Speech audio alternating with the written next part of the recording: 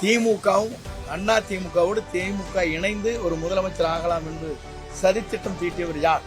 அதுக்கு மட்டும் அவங்க பதில் சொல்ற ரெண்டு பேரும். அண்ணா திமுகவோடு திமுக இணைந்து ஒரு ஆட்சியை பிடிக்கலான்னு ஒரு சதி வலை பின்னியது இதுதான் முதல் தடவை.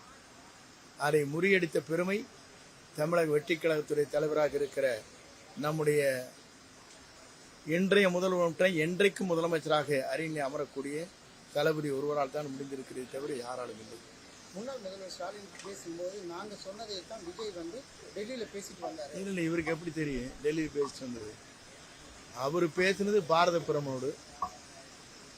பிரமோடு கடிதங்கள் தந்திருக்கிறார். தமிழ்நாட்டுக்கு என்ன தேவையோ அதை வாங்கி இருக்கிறார். ஒன்றை உங்களிடத்தில் கேட்க விரும்புகிறேன். அவர் அதுக்கு பதில் சொல்லிட்டு, தமிழ்நாட்டில் சோலார் எனர்ஜி என்று சொல்லப்படுகிற சூரிய வெப்பத்தால் மின்சாரம் நாம் தயாரிக்கின்ற போது வேறு அண்டை மாநிலங்களாக இருக்கிற கர்நாடகம், ஆந்திரா, மகாராஷ்டிராவில் மத்திய அரசால் ஒரு மெகாவாட்டிற்கு 1 கோடி ரூபாய் நிதியை பெறுகிற அந்த மானியத்தை பெற்ற பெருமை அந்த மாநிலத்தில் இருக்கிறது. ஆனால் தமிழ்நாட்டை பொறுத்தவரையிலும் ஏறத்தாழ 5000 மெகாவாட் சோலார் எனர்ஜி என்று சொல்லப்படுகிற சூரிய வெப்பத்தால் மின்சாரம் தயாரிக்கின்ற போது 1 ரூபாய் கூட மத்திய அரசால் மானியத்தை அவர்கள் பெற முடியவில்லை. அதற்கு என்ன காரணம் என்பதை அவர் பதில் சொல்லட்டும்.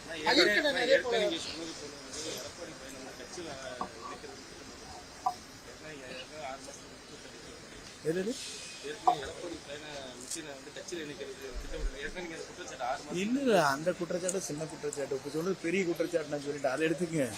திமுகவும் அண்ணா திமுகவோடு திமுக இணைந்து ஒரு முதலமைச்சர் ஆகலாம் என்று சதித்திட்டம் தீட்டியவர் யார்? அதுக்கு மட்டும் அவங்க பதில் சொல்லிட்டு ரெண்டு பேரும். இல்ல, நான் இப்பதான் நாங்க வந்திருக்கிறேங்க.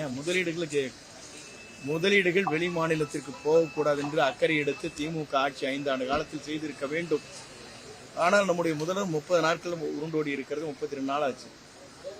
இந்த மாநிலத்தில் எவ்வளவு தொழிலை துவங்கலாம், அண்டை மாநிலத்தை காட்டிலும் நம்முடைய தமிழ்நாட்டில் எப்படி தொழிலை துவங்குவது என்பதை எல்லாம் ஆய்ந்து வருகிறார். ஒரு குறிப்பிட்ட கால டைம் கொடுக்கணும் இல்லையா? நீங்க 1 மாசத்துக்குள்ள நீங்க அண்டை மாநிலத்துக்கு தொழில் போகுதுன்னு சொன்னீங்கன்னா திரும்ப இன்ஃப்ராஸ்ட்ரக்சர் வேணும், அதுக்கான இடங்கள் வேண்டும், அதற்கான மின்சாரம் அருகாமையில் இருக்கு, சப்ஸ்டேஷன் வேணும். இதெல்லாம் ஆய்வு செய்யணும் இல்லைங்களா? இதையெல்லாம் செய்ய வேண்டிய நேரம் நம்முடைய முதல்வர் அதை எடுத்துக் கொண்டிருக்கிறார். ஒவ்வொரு துறையும் ஆய்வு செய்கிறார்.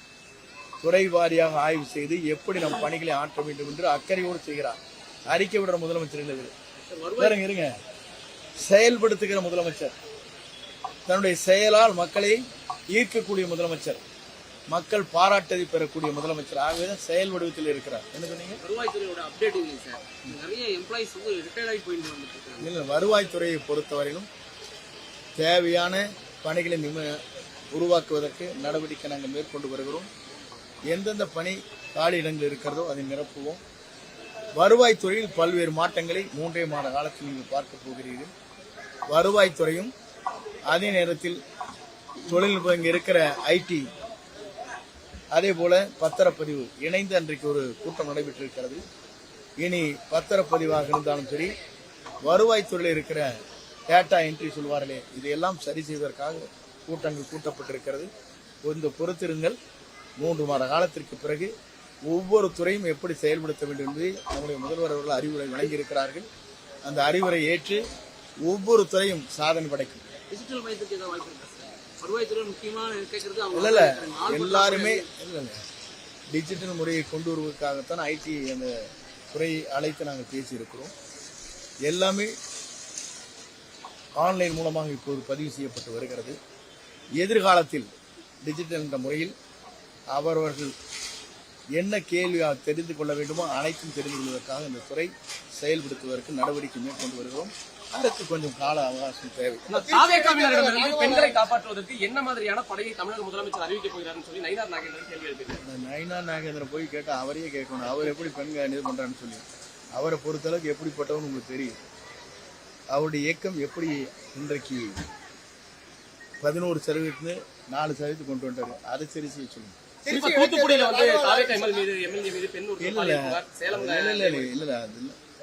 இப்போ பத்திரிகையில் வருகிற செய்தியை வைத்துக் கொண்டு நான் பதில் சொல்ல இயலாது. குற்றச்சாட்டுகள் யார் மீது நிரூபிக்கப்பட்டாலும் தலைவர் அதற்குரிய நடவடிக்கை மேற்கொள்வார். தீர்ந்து போன கட்சியில இருந்து இவங்க நிர்வாகிகளை வந்து திருச்சி திருடக்கூடிய இடைத்தேர்தல்ல கட்சி எந்த அளவுக்கு காய்ந்து போயிருக்கும்னு சொல்லி மு.க. ஸ்டாலின் ஒரு சொல்லியிருக்காங்க. தீர்ந்து போன கட்சி யாருது? இல்ல, அவர் சொன்ன- எந்த கட்சி தீர்ந்து போச்சுங்கிறீங்க? நான் ஒரே ஒரு கேள்வி அவரிடத்துல, ஸ்டாலின் அதிகம் பேசக்கூடாது. மக்களால் நிராகரிக்கப்பட்டிருக்கிற ஒரு முதலமைச்சர் அவர் இந்த மாதிரி கருத்து சொல்றதை காட்டிலே அமைதியாக இருந்து தன் கட்சியை வளர்த்துற வழியை பார்க்கலாம், மக்களிடத்தில் செல்வாக்கு பெறுவதற்கு வழிவகையலாம். ஒரு இயக்கத்தினுடைய தலைமையே சுக்குநீராக உடைக்கப்பட்டிருக்கிறது. இளைய சமுதாயத்தில் இருக்கின்றவர்கள் நம்முடைய தமிழக வெற்றி கழகத்துடைய தலைவர் தான் தமிழ்நாட்டை ஆள வேண்டும் என்று தான் முடிவு செய்து அந்த முடிவுகளை மேற்கொண்டிருக்கிறார்கள். இதே எடப்பாடி பழனிசாமி எங்களுடைய கட்சியுடைய சின்னம் இருந்திருந்தால் அவர் இதே கைதான்.